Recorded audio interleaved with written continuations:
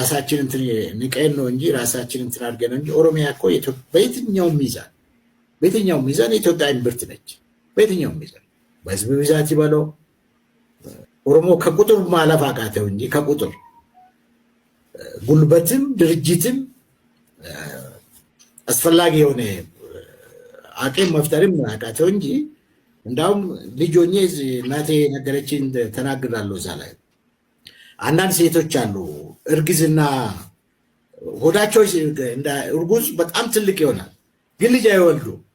ትምህርት ቤት ሳገባ ሳኖኝ እናቴን ጠየኳት፣ ምንድነው እነሌሎቹ የሀደንትና አትወልድም ግን ሆዷ ትልቅ ነው ምናምን አልኳት። አይ ዝም በል እሷ የሰይጣን እንትን ነው የሰይጣን እርግዝና ነው፣ አይወለድም ግን ተነፍቶ ነው ያለው። ላለፉት 60 ዓመታት በኢትዮጵያ ውስጥ የተደረገው ለዲሞክራሲ የደረገው ትግል ዲሞክራሲ መውለድ አልቻለም። ስለዚህ ለመውለድ ዲሞክራሲ ሊወለድ በሚችልበት ደረጃ ከ60 ዓመትም 50 ዓመት እልቂትና ትግል በኋላ በዛ ደረጃና መስመር እንስራ ብዬ ነበር። እዛም ላይም የተናገርኩት ነው የምነግርህ። ስለዚህ አቅጣጫው በዚህ አንዱ ሁለተኛው እሱ ነው። ዲሞክራሲያዊ ስርዓት የመፍጠሩ ጥያቄ የሁሉም ችግሮች እናት ዲሞክራሲያዊ ስርዓት መፍጠር ያለመቻላችን ነው። መሰረታዊ በሆነ መንገድ ኢትዮጵያ ውስጥ ያለው ችግርም የፖለቲካ ችግር ነው። መፍትሄውም ፖለቲካዊ መሆን አለበት።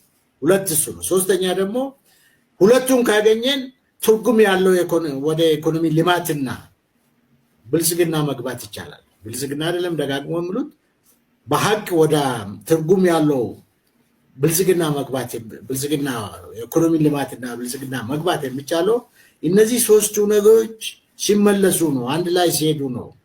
የኦሮሞም የተቀረው የኢትዮጵያ ዝም ላይ የሚለውን አቋም አለን።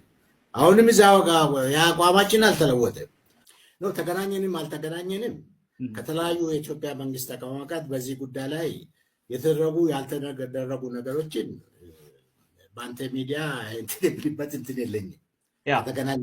ከተገናኘንም ከጠቅላይ ሚኒስትሩም ሆኑ ከሌሎች አካሎች ጋር ቅድም ነግሬሃለሁ። ላለፉት 2 ወራት ያላነሰ ጊዜ የተለያዩ ኃይሎች ይሄንን እንዴት መደረግ አለበት የሚለውን ኦሮሚያ ውስጥ 2 ጥያቄዎች አሉ።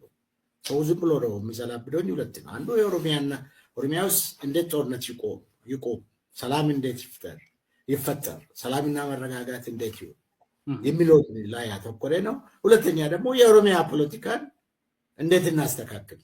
ሁለታችሁ ብቻ ናችሁ። ከዚህ ፈረንጁ ይጨቀጭቀናል፣ ሃይማኖት ሌሎቹም ሃይማኖት አባቶች ምሁራን ምናምን የሚባሉ ለምሳሌ ብሔራዊ ምክክር የሚባለው ለ3 ዓመታት ያልገቡት 2 ድርጅቶች ናቸው በዋናነት።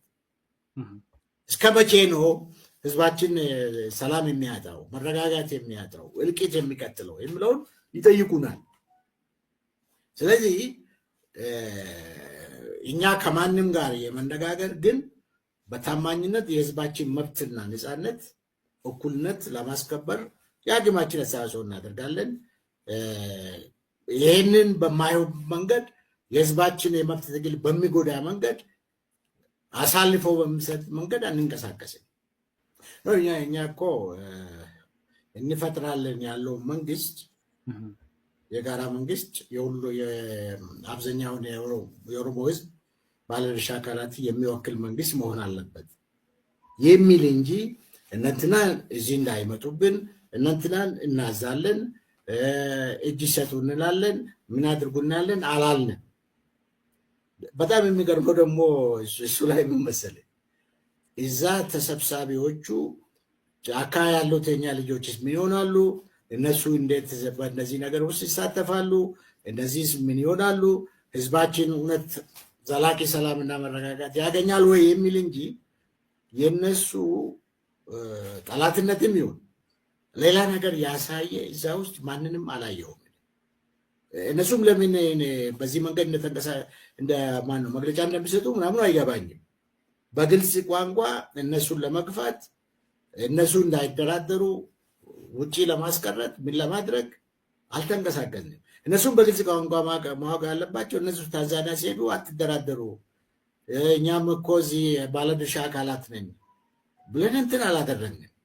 እነሱም ይልቁንስ በማየውን መንገድና ሁኔታ የህዝባችንን መብት አታሳንሱብን፣ የኦሮሞ ህዝብ የመብት ትግል በማየውን መንገድ አይጨናገፍ፣ ጠንክራችሁ ተደራደሩ የሚል መልእክት ቢያስተላልፉ በዛ አቅጣጫ ቢከራከሩ ይሻላል። እነሱን አዛለው የሚል እኔ አልወጣኝም፣ ለማዘዝም እንትን የለኝም። ያደራጀው እኔ በድርጅታችን ያደራጀው ሰራዊት የለም። ግን አጠቃላይ የኦሮሞ ህዝብ የመብት ትግል ጥያቄና የኦሮሞ ህዝብ ሰላምና መረጋጋት፣ ለኦሮሞ ህዝብ ሊፈጠር የሚችለው ዲሞክራሲያዊ ስርዓት ፈጠራ፣ ኦሮሞ ህዝብ ነገ ወደ ልማትና ብልጽግና ለመግባት የአንድ ቡድን ድርሻ ብቻ ነው ብለን አናምንም። እሱ እንዳውም እዛ ክርክር ውስጥ ቢገቡልን ይሻላል። ምክንያቱም መሰለህ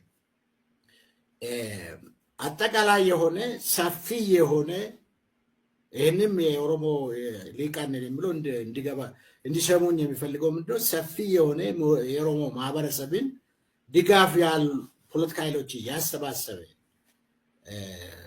አቅጣጫ ካልያዘ በስተቀር ይሄ ትግልና የሚፈጠረው መንግስት በአንድ ቡድን ብቻ ማንም ይሁን እነሱንም ይጨምራል ማንም ይሁን የሚመጣው አዋጣ